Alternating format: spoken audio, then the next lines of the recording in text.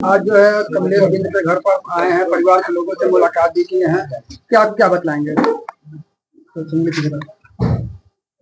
देखिए, घटनाओं का एक क्रम है। सबसे पहले यहाँ एक होटल व्यवसायी की हत्या हुई। उनके द्वारा एक प्राथमिकी दर्ज कराई गई जिसमें 4 लोगों को हत्या के लिए आरोपी बनाया गया। उसके बाद जो दूसरी घटना हुई है उसी सिलसिले की कड़ी के तौर पर वो हुई है।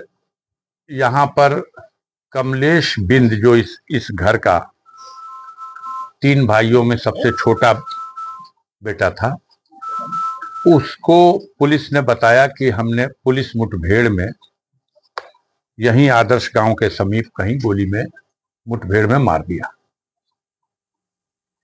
अब तमाम तरह के सवाल उठ रहे हैं। आप लोग भी सोशल मीडिया के माध्यम से और तमाम बड़े नेताओं ने भी इस सवाल को उठाया है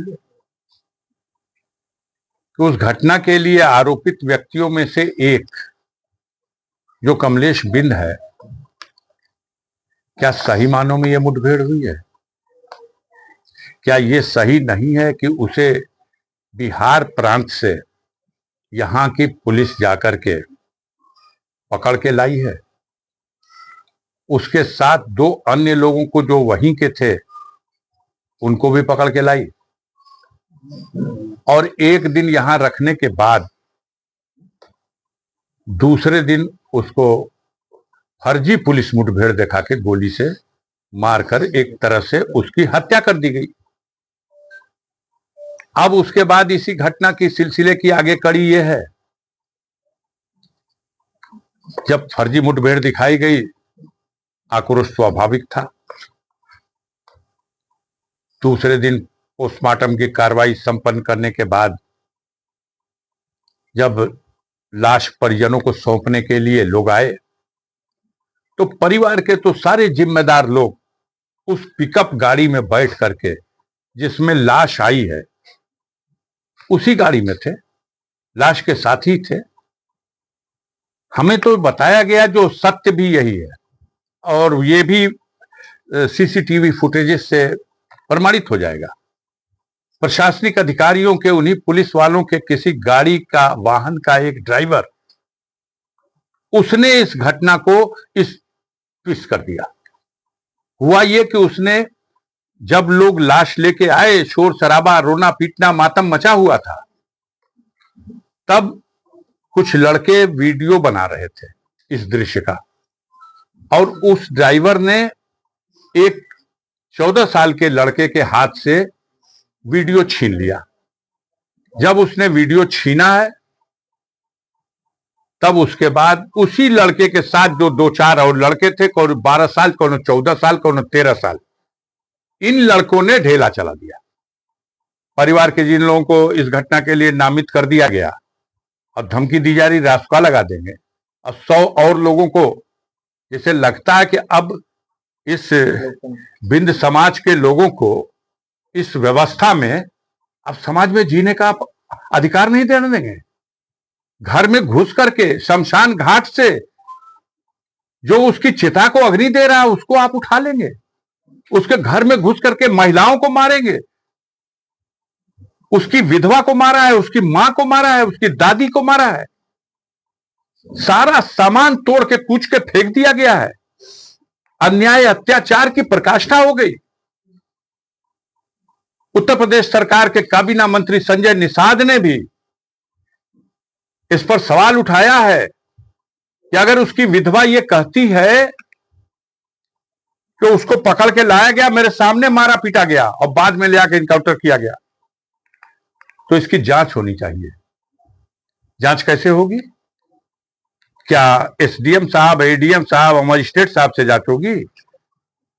तो ये तो एक प्रक्रिया है कि किसी की भी मुठभेड़ में मौत होगी पुलिस कस्टडी में मौत होगी, जेल के अंदर मौत होगी, तो उसकी एक मजिस्ट्रेटियल जांच बैठा दी जाती है खाना पूर्ति करने के लिए, कमियों को लुकना फिलअप करने के लिए।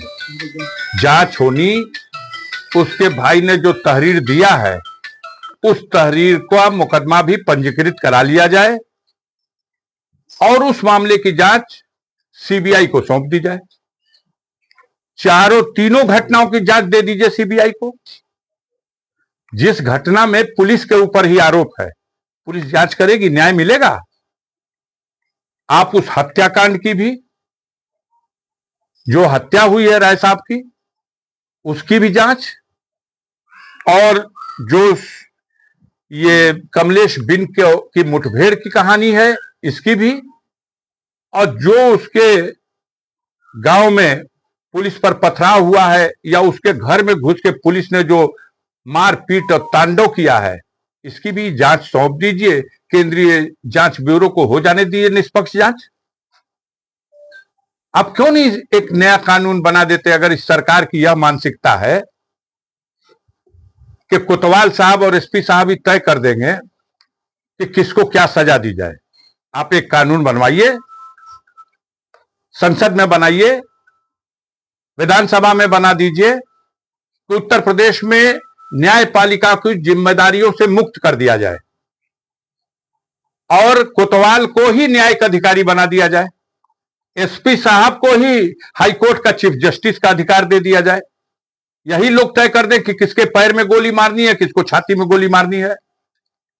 यहां जो ढेलवास की घटना हुई, इसका इनपुट क्यों नहीं मिला था पुलिस को? क्या कर रही थी यहां की सीआईडी और एलआईओ? जो होटल पे मर्डर हुआ उसका इनपुट क्यों नहीं मिल रहा था पुलिस को? यहां किसी भी समय इस तरह की घटना हो सकती है। कप्तान साहब कहते हैं कि कुछ घटनाओं का इनपुट मिल जाता है, क्यों नहीं इनपुट मिला? क्यों नहीं इस पर विचार किया जाता कि इतना बड़ा होटल प्रतिष्ठान जहां दारू और बार और पीने की भी व्यवस्था, वहां सीसीटीवी कैमरा क्यों नहीं है? पूरे गांव में गरीबों का आरोप है कि 12 बजे रात तक और उसके बाद तक होटल के ऊपर तमाम तरह के आरोप लग रहे हैं। स्कूलों में, व्यापारिक प्रतिष्ठानों पर, बाजारों में, चौराहों पर, हर जगह सीसीटीवी लगे हुए हैं। आखिर ये चमत्कार ही है कि जहां बार भी है वहां सीसीटीवी फुटेज नहीं है।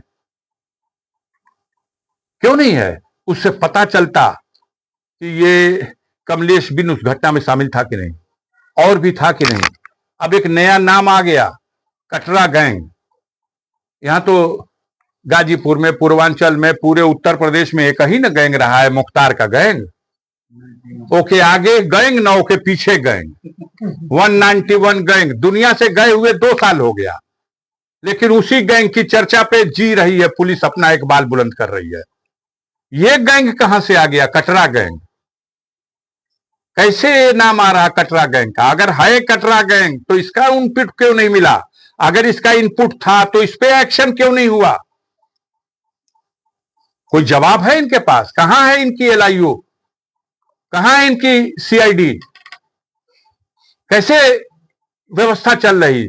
चाक चौबंद व्यवस्था का दावा करने वाले 2 दिन 4 दिन 2 दिन पहले, 1 दिन पहले बगल के जनपद मऊ में मुख्यमंत्री आते हैं, क्या क्या बोल के चले जाते हैं। हद हो गई है।